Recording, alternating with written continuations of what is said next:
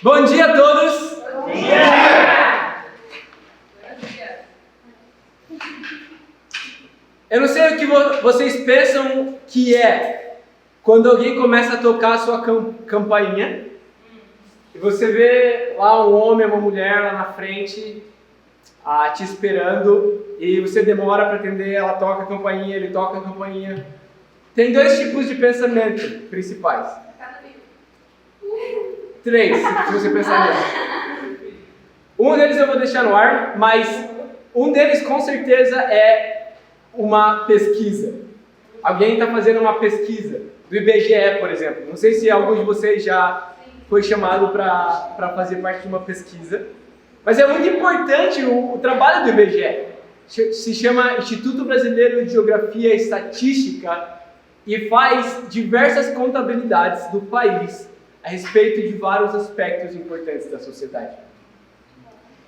E segundo o IBGE, esse próprio instituto, 3 a cada 5 empresas morrem depois do 5º ano de existência. Nossa! Olha que forte isso. E segundo uma dessas especialistas de empresas, de assuntos gerais no YouTube, existem 5 principais motivos do porquê as empresas morrem tão cedo. Por que elas morrem? Esse é o ponto. A primeira, ela diz que é subestimar a dificuldade de empreender.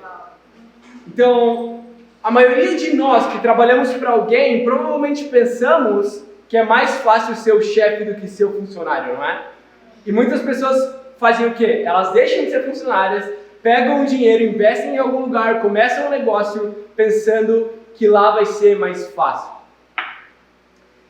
O segundo motivo, que é similar na verdade ao primeiro motivo, é achar que vão ter mais tranquilidade e menos pressão. Por ter aquela mentalidade de chefe, tipo, eu vou ficar parado mandando pessoas fazerem coisas. Uma terceira é acreditar que visão, missão e valores são temas que somente grandes empresas devem se preocupar, como ações sociais e coisas que impactam a sociedade. Como eu sou uma pequena empresa, eu não devo mexer com isso tão logo. Uma quarta característica que faz essas empresas falharem é não mudar de plano quando eles percebem que o plano está dando errado. Não, eu quero mostrar que eu sou perseverante, que eu vou continuar, e a minha ideia começou assim, eu vou assim até o fim. E no final chega o fim.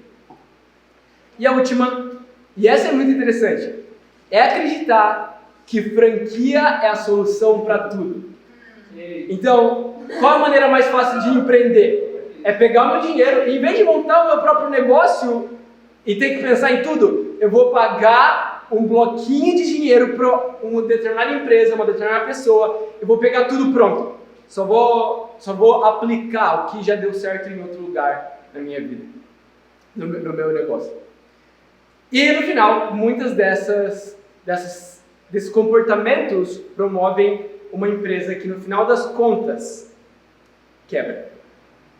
É interessante como conforme o tempo passa, as necessidades mudam.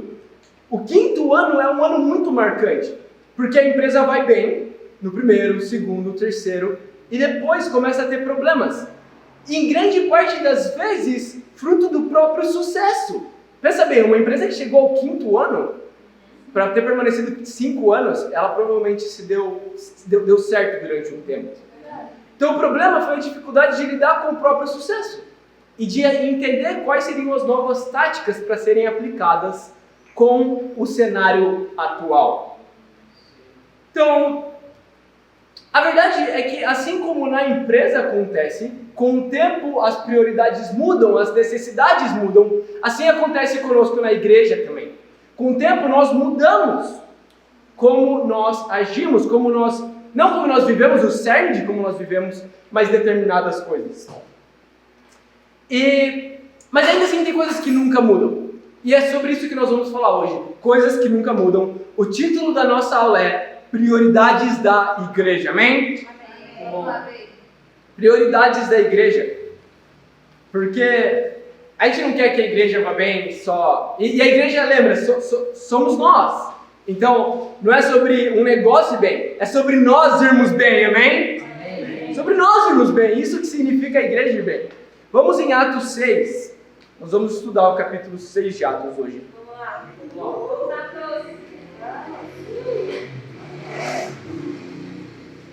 Atos 6, versículo 1. A Bíblia fala: naqueles dias, crescendo o número de discípulos, os judeus de fala grega, entre eles, queixaram-se dos judeus de fala hebraica, porque suas viúvas estavam sendo esquecidas na distribuição diária de alimento.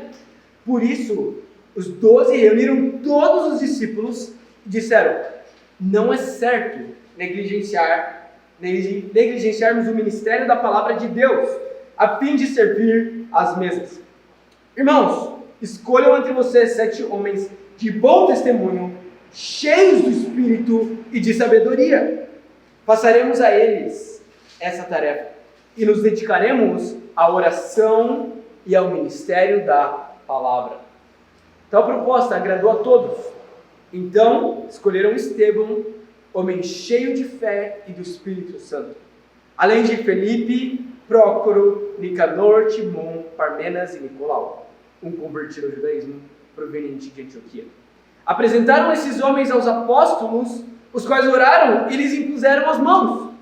Assim, a palavra de Deus se espalhava, crescia rapidamente o número de discípulos em Jerusalém. Também um grande número de sacerdotes obedecia à fé. Então eu quero explicar um pouquinho do que está acontecendo aqui. Quero chamar todos vocês a olharem para nós entendermos, relembrarmos. Nós lemos isso no culto anterior. O versículo 42 do capítulo 5 fala: todos os dias, no templo e de casa em casa, não deixavam de ensinar e proclamar que Jesus é o Cristo. E no versículo 6, lembra? A Bíblia originalmente não tem capítulos e versículos. Ele começa o capítulo 6 dizendo: naqueles dias. Quais dias? Os dias em que os discípulos não paravam de ensinar e proclamar a Jesus Cristo, amém? Amém. Nesses dias, crescia o número de discípulos. Quando os discípulos não param de ensinar e proclamar a Jesus, a igreja cresce. Um dos possíveis motivos de não crescer é não ensinar e não proclamar a Jesus. Mas eles ensinavam, e como implicação, crescia. Mas é interessante, assim como a empresa, a igreja, ela cresce, e por conta do crescimento acontecem problemas. Por conta do crescimento, fruto dele. Mais pessoas, mais problemas, mais situações, mais corações, mais tudo. E aí o que acontece? Você precisa lidar com o problema. Então aqui no versículo 1, fala que os judeus de fala grega reclamaram dos judeus de fala hebraica. É interessante, nesse momento a igreja era formada de uma maneira um pouco especial. Ela não era somente composta de discípulos que se encontravam, mas eram discípulos que viviam de certa maneira em comunidade, literalmente. Era como se fosse a República das Irmãs, a República dos Irmãos. Eles estavam dividindo comida e estavam sendo direcionados diretamente pelos apóstolos para isso. E o que aconteceu? Os apóstolos começaram a ficar sobrecarregados. Era demais decidir a respeito de tudo para eles.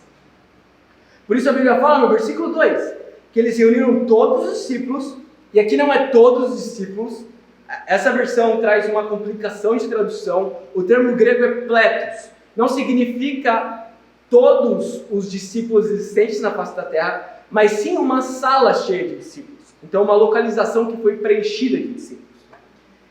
E ele fala, não é certo que nós negligenciemos o ministério da palavra. Então ele pede para que esses que estão nessa sala, não todos os discípulos, então uma segunda camada de liderança, olhassem para toda a restante da população dos discípulos e decidissem dentre eles quem eram 7 homens que eram dignos de assumir tal posição. Homens fiéis, de bom testemunho. E fala aqui a lista deles. Depois eles trazem eles novamente, esses 7 que foram escolhidos, para que os apóstolos dessem a aprovação deles. Então, eles esperavam ainda a aprovação dos apóstolos. Eles não tinham autonomia 100%. E essa é uma mentira de Satanás para o mundo atual. A autonomia é uma mentira. Na Bíblia, a gente vê que todos têm completa necessidade e ligação uns com os outros. Ainda líderes, eles são submissos a outros líderes. E ainda os outros líderes são submissos a outros líderes. E todos são submissos a Jesus, amém? E o que eles fazem? Eles oram e impõem as mãos sobre eles. Que é a imposição de mãos? Muitas coisas no Novo Testamento. Mas nesse caso, era uma simbologia, e não só uma simbologia, mas era uma ação espiritual de bênção. De que esses homens, sob a bênção dos apóstolos, sob a bênção de Deus, iam ser 7 homens encarregados de cuidar de toda a alimentação de forma excelente. E a Bíblia fala no versículo 7, assim a palavra se espalhava, crescia rapidamente o número de discípulos. Então o que aconteceu no início do capítulo? Crescia o número de discípulos. Problemas acontecem, você lida com os problemas, e então você começa a crescer novamente. E assim somos nós. Nós crescemos, temos problemas, lidamos e aí podemos crescer novamente. Vamos continuar lendo para ver como termina o capítulo no versículo 8. Vocês estão comigo, família? Sim. Versículo 8. Estevão, homem cheio da graça e do poder de Deus, realizava grandes maravilhas e sinais no meio do povo. Contudo, levantou-se oposição dos membros da chamada Sinagoga dos Libertos, dos judeus de Cirene e de Alexandria, bem como das províncias da Cilícia e da Ásia. Esses homens começaram a discutir com Estevão, mas não podiam resistir à sabedoria e ao espírito com que ele falava. Perceba, não podiam resistir não à força com que ele falava, não à grosseria com que ele falava, mas à sabedoria e ao espírito. Se tem algo que nos difere, é a sabedoria e o espírito de Deus. Versículo 11. Então subornaram alguns homens para dizerem: ouvimos Estevão falar palavras blasfemas contra Moisés e contra Deus. Com isso agitaram o povo, os líderes religiosos e os mestres da lei. E prendendo Estevão, levaram-no ao Sinédrio. Ali apresentaram falsas testemunhas que diziam: este homem não para de falar contra este lugar santo e contra a lei, pois ouvimos dizer que esse Jesus, o Nazareno, destruirá esse lugar e mudará os costumes que Moisés nos deixou. Olhando para ele, todos os que estavam sentados no Sinédrio viram que seu rosto parecia o rosto de um anjo. Vamos ao capítulo 6. Especialmente porque eu sempre comento com vocês, é muito especial em um único sermão terminar um capítulo inteiro, amém? Então nós estamos estudando um capítulo inteiro. Do versículo 8 ao 15, o que nós podemos ver basicamente? O que nós já temos estudado no livro de Atos.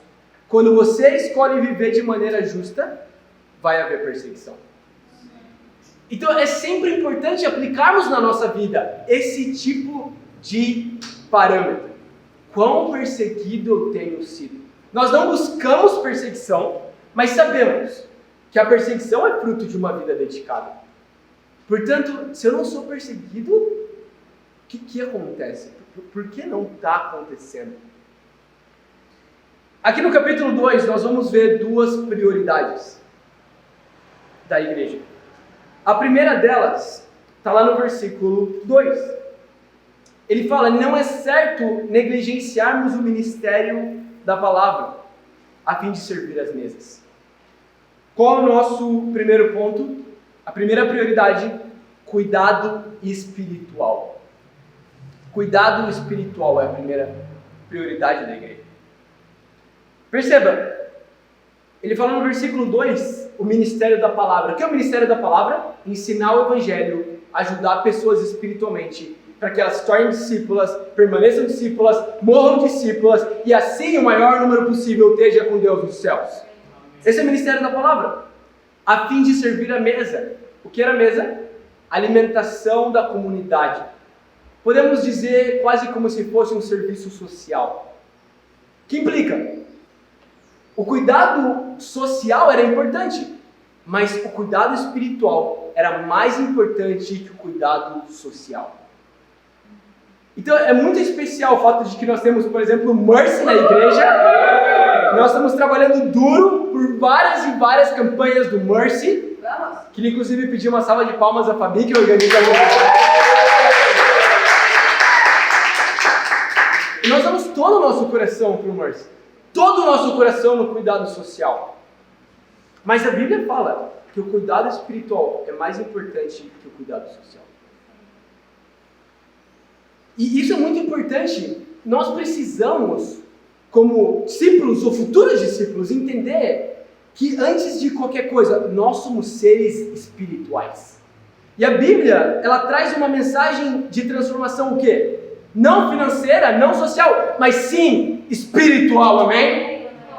Então é muito importante. Muitas vezes, ainda com discípulos, ainda tendo o nosso propósito, nós começamos a perder o nosso foco de qual é a nossa batalha.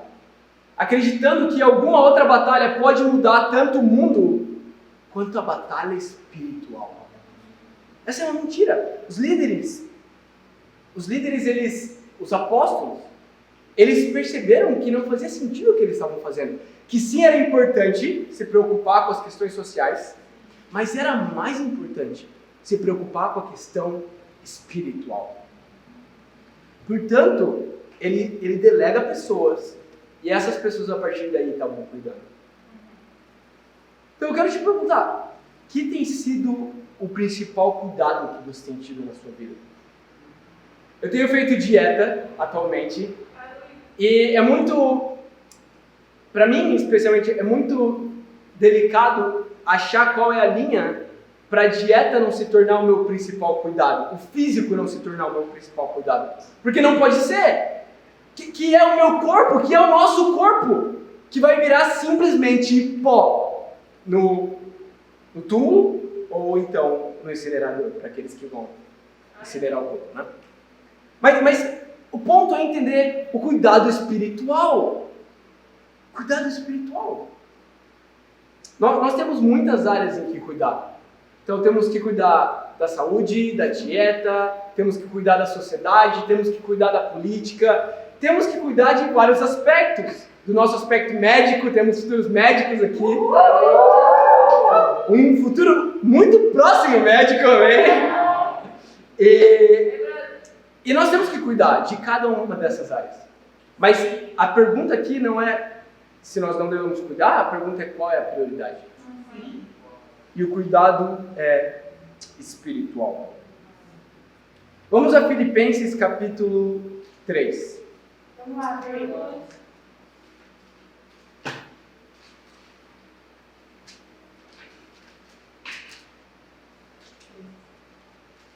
Filipenses 3, versículo 7. A Bíblia fala: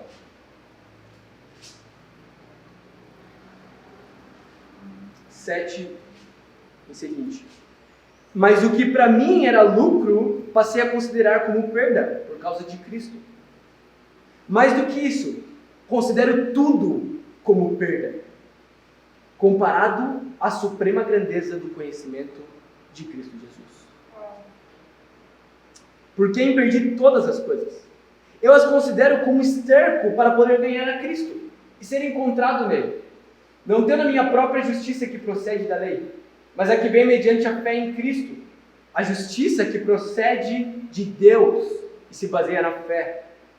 Quero conhecer a Cristo, o poder da sua ressurreição, a participação em seus sofrimentos, tornando-me como ele em sua morte, para que de alguma forma eu alcançar a ressurreição dentre os mortos.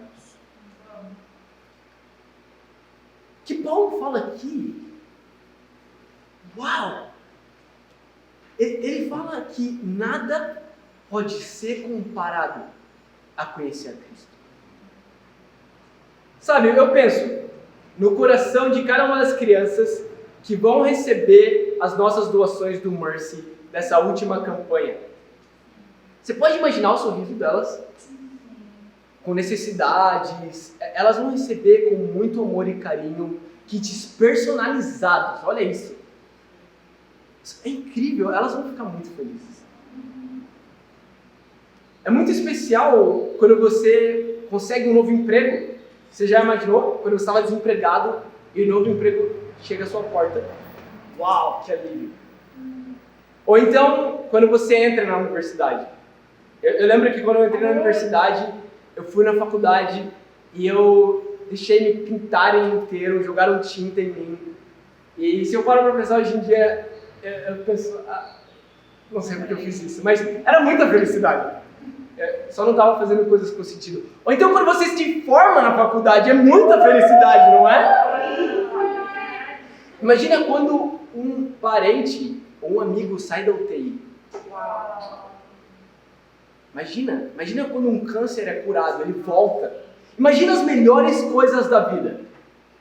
A Bíblia diz que todas essas coisas, todos esses níveis de felicidade, todos esses picos de alegria, não podem ser considerados ao pico de alegria de alguém que conhece a Cristo. Isso não te inspira? Sim. Conhecer a Cristo é mais importante, é mais alegre, transformador e importante que qualquer outra coisa.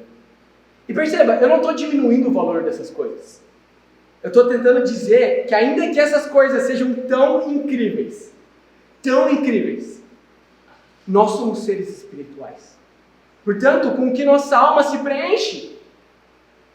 Tratando de coisas espirituais. Portanto, a primeira prioridade na igreja é o cuidado espiritual. Por isso aqui na igreja nós queremos sim ter um bom tempo de convívio comendo bem. Nós queremos ser sim muito amigos, queremos sair, nos divertir, queremos ter ótimos tempos em família, queremos fazer coisas que vão ficar marcadas na nossa memória, mas queremos mais do que nada, nos cuidar uns dos outros espiritualmente, amém? Amém. Sabe, me inspira muito pensar justamente a respeito do Mercy, porque o Mercy não é uma instituição local, é global. E nós temos, em cada lugar onde há igreja, e mesmo em lugares onde não há igreja, nós temos o Mercy realizando tarefas e campanhas que transformam o mundo. Uma delas que muito me chama a atenção é uma escola que fica em Jacmel, no Haiti. Então, eu não sei se você sabe, mas o Haiti é um país que recebe desastres naturais com certa frequência.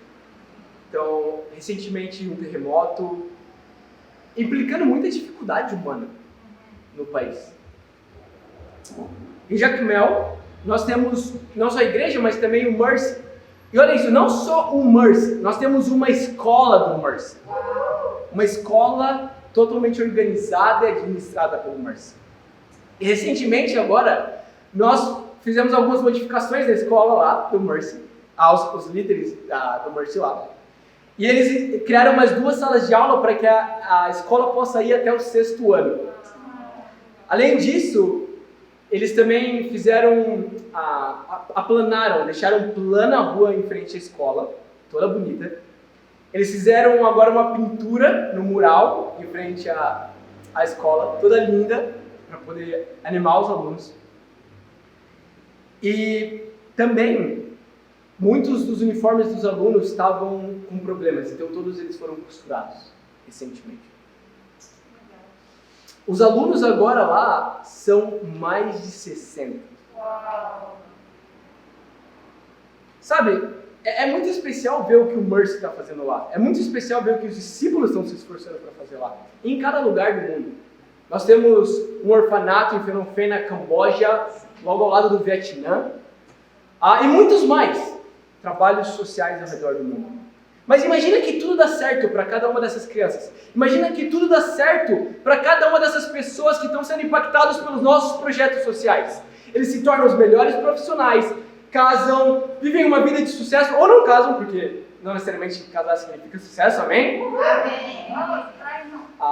É possível, e não só possível, muito possível, ser um solteiro bem-sucedido, amém? Para o resto da vida.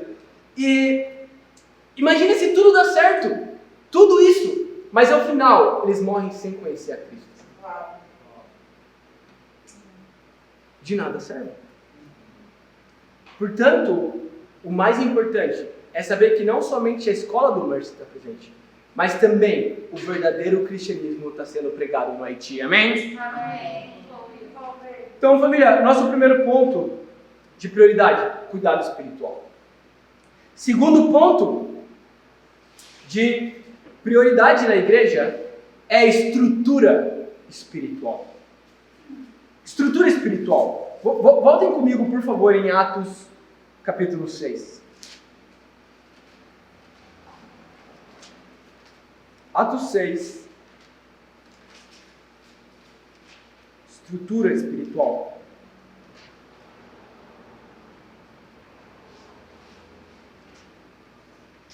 No versículo 5, a Bíblia fala que a proposta agradou a todos. Qual era a proposta que os apóstolos tinham feito? A proposta era criar uma nova camada de liderança. Era criar mais estrutura na igreja. Eles precisavam distribuir o peso de uma maneira mais igualitária. Porque tudo sobre as mesmas pessoas não estava sendo mais possível de continuar. Por isso, eles estavam delegando funções para as outras pessoas. E é muito interessante perceber como a solução para os problemas da igreja aqui era criar estrutura. Mas não basta uma estrutura, porque ainda as igrejas, ainda as empresas, como nós falamos no início, têm estrutura. É necessário ser uma estrutura espiritual, amém? Vamos em 1 Coríntios 12. Vamos.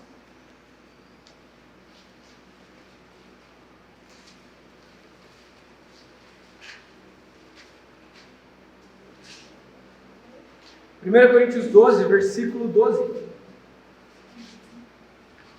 A Bíblia fala: ora, assim como o corpo é uma unidade, embora tenha muitos membros, e todos os membros, mesmo sendo muitos, formam um só corpo, assim também com respeito a Cristo. Pois em um só corpo, todos nós fomos batizados em um único Espírito. Quer judeus, quer gregos, quer escravos, quer livres, quer haitianos, quer brasileiros. E a todos nós foi dado de beber de um único Espírito. Versículo 14. O corpo não é feito de um só membro, mas de muitos. Versículo 26. Versículo 22. Ao contrário, os membros do corpo que parecem mais fracos são indispensáveis. E os membros que pensamos serem menos honrosos, tratamos com especial honra. E os membros que em nós são indecorosos são tratados com decoro especial. Enquanto os que em nós são decorosos não precisam ser tratados de maneira especial. Mas Deus estruturou o corpo, dando maior honra aos membros que dela tinham falta, a fim de que não haja divisão no corpo, mas sim que todos os membros tenham igual cuidado uns com os outros. Quando o membro sofre, todos os outros sofrem com ele. Quando o membro é honrado, todos os outros se alegram com ele. Ora, vocês são o corpo de Cristo, e cada um de vocês, individualmente, é membro desse corpo. Eu amo essa escritura. Fazer analogia com o corpo é incrível. Paulo foi usado por Deus, porque ele diz que todos nós formamos um só corpo, e outras escrituras falam isso também. A Bíblia toda está cheia dessa linguagem. Colossenses 1 fala que Cristo é a cabeça, enquanto a igreja é o corpo. Cristo comanda a igreja. Mas quem são os membros que obedecem? Cada um de nós. Você é talvez um dedão, talvez um dedo mindinho, talvez você é uma célula do pé, tudo bem, faz parte do corpo. E é incrível. O pescoço, não sei, qual parte você gosta? Você é essa parte. Você é uma parte do corpo de Cristo. E é diferente, obviamente, mas todos nós estamos construindo juntos. Nós precisamos ser um time com uma estrutura espiritual. Como isso acontece na igreja, na prática? É importante nós entendermos. Eu acho que não fica claro muitas vezes para nós. De duas formas.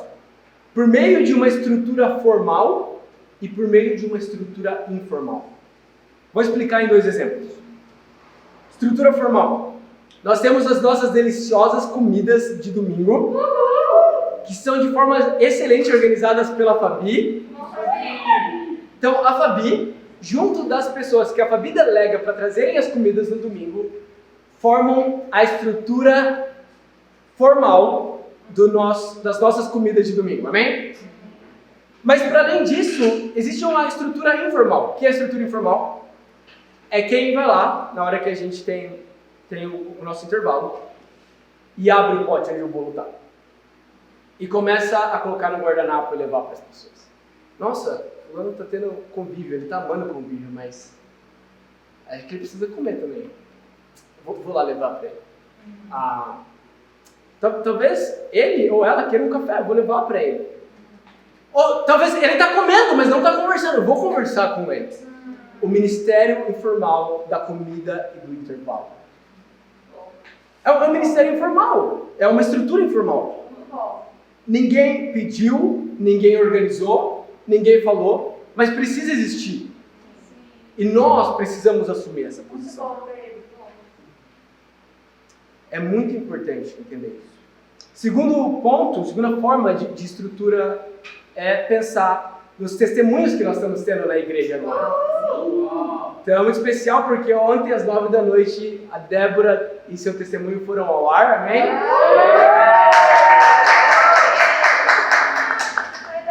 Nosso último testemunho antes da Débora tinha sido Messias. E mais virão adiante.